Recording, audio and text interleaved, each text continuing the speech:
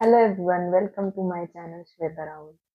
तर आज आहे आमचं सेकंड वीकेंड नेदरलँड्समध्ये.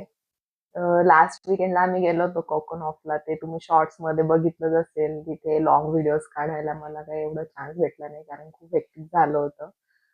प्रवास पण झाला होता खूप आणि नेक्स्ट डेज आम्ही गेलो होतो फिरायला. तर आज थोडा वेळ भेटला आहे म्हणून म्हटलं चला की आज लॉंग व्हिडिओ तयार करू.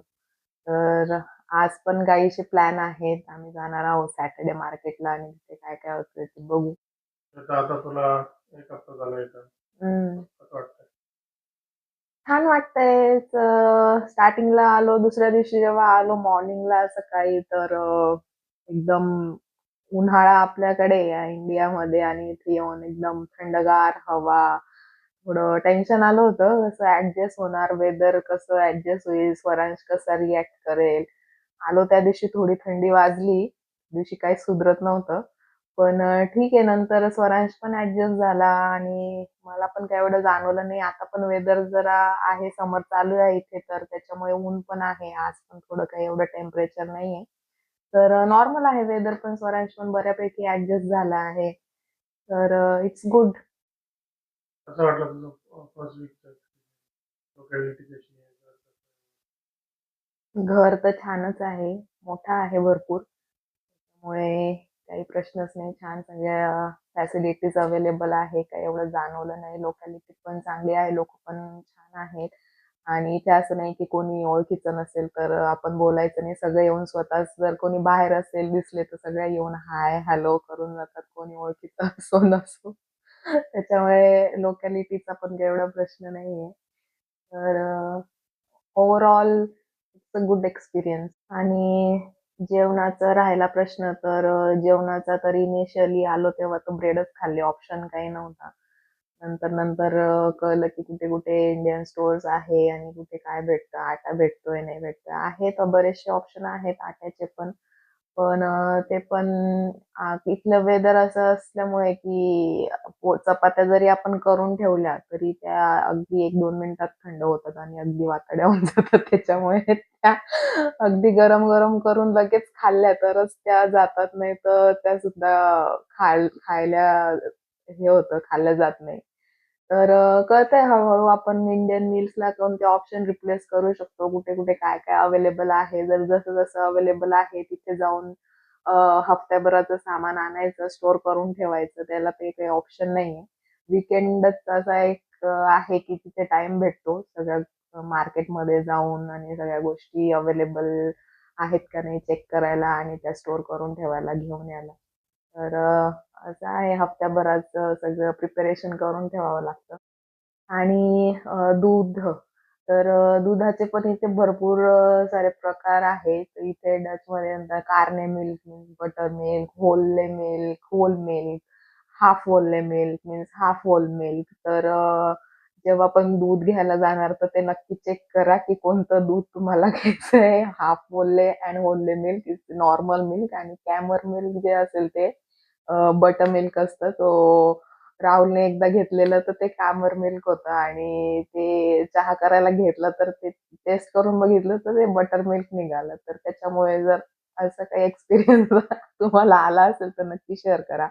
आणि तुम्ही पण इंडोवन मध्ये असणार किंवा नेदरलँड्स मध्ये असणार तर इथे कुठले कुठले इंडियन ऑप्शन्स आहेत चांगले, कोणाला माहिती असेल तर नक्की कमेंट्स मध्ये सांगा.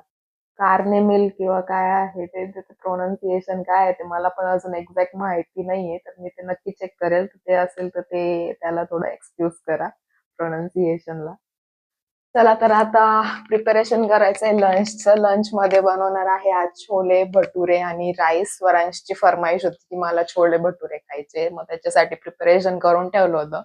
आणि जे काही सामान आहे, छोले, चवळी, मटकी वगैरे, मी थोडं इंडियामधून घेऊन आले होते माझ्यासोबत. तर त्याचंच प्रिपरेशन इथे चालू आहे. आणि ते झाल्यानंतर लंच करू आम्ही आणि लंच झाल्यानंतर जाऊ सॅटर्डे मार्केटला आणि तिथे काय काय आहे, काय काय अवेलेबल ऑप्शन्स आहेत बघू आणि ते पण तुम्हाला दाखवते. चालेल, कंटिन्यू.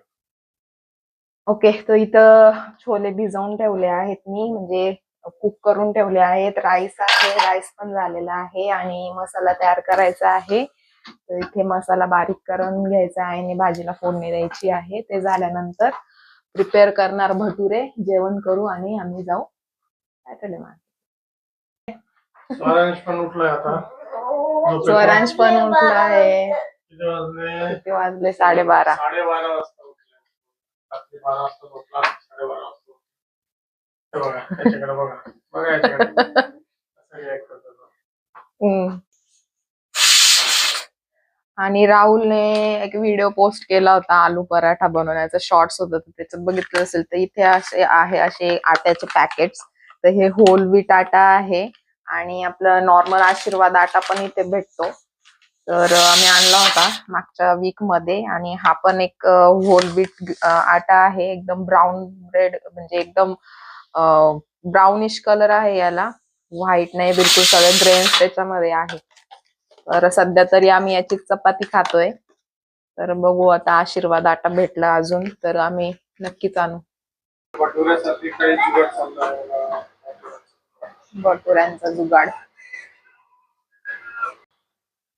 कढई अवेलेबल नाही त्याच्यामुळे भटुऱ्यांसाठी जुगाड चालू आहे, पॅन मध्ये फ्राय करायचं.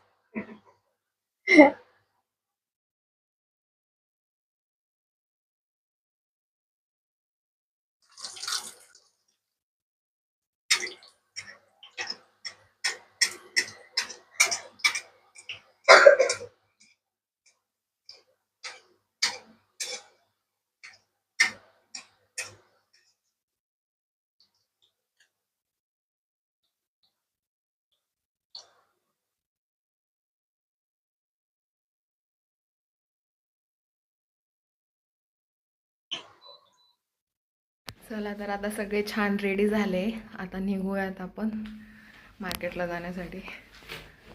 चला, इकडं आहे आता आमचं गॅरेज आणि इकडं आहे आमच्या बाईक्स.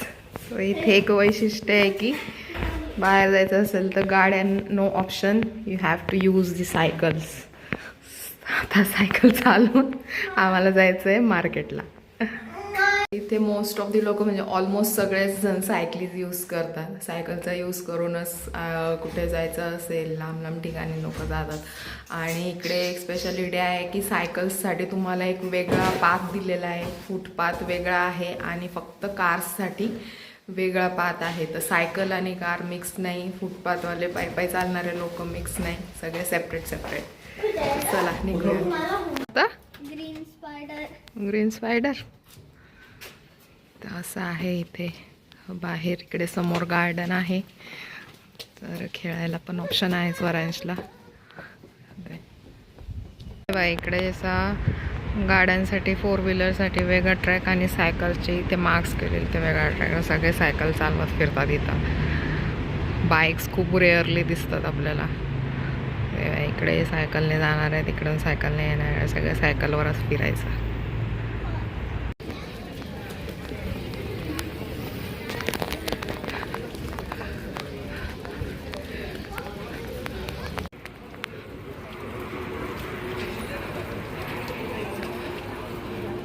इथून आता सगळं मार्केट सुरू झालंय.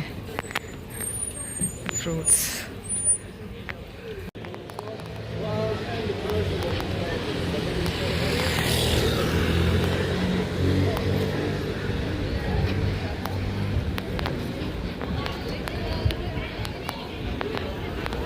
इथून हे मार्केट सुरू झालंय आता actual.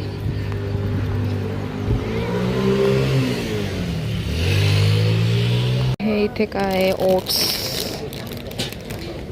Oats mostly, different snacks, dry fruits.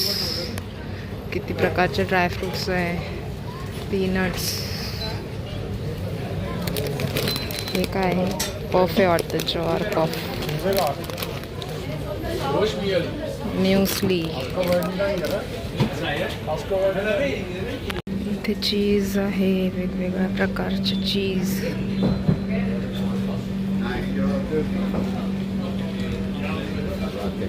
इकडे सगळं भाजी मार्केट आहे, सगळ्या भाज्या आहेत इथे. कोबी, लेट्युस, बटाटे, कांदे सगळं अवेलेबल. हा, लाल कोबी सॅलड साठी आता हे मिरच्या रेड अँड पेपर पेपर आहे ती पेपर पेप्रिका. इकडे मशरूम्स आहे,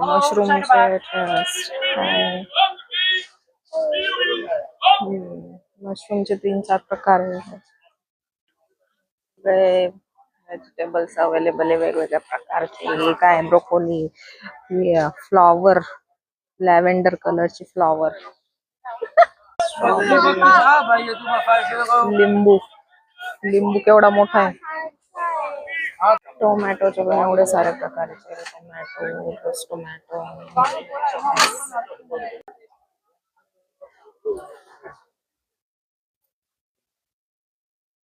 ग्रीन व्हेजिटेबल्स.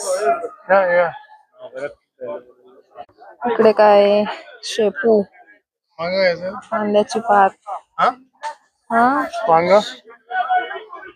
इथे सगळे ब्रेडचे प्रकार आहेत.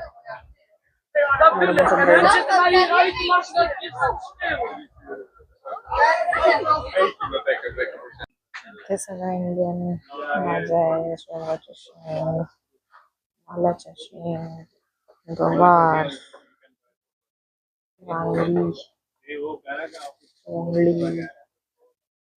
इथे भेटले इंडियन स्टोर्स मध्ये अल्फान्सो मँगो. येस. कसं वाटलं तुला कांद्याच्या मार्केटला येऊन? शनिवार बाजार चांगला होता.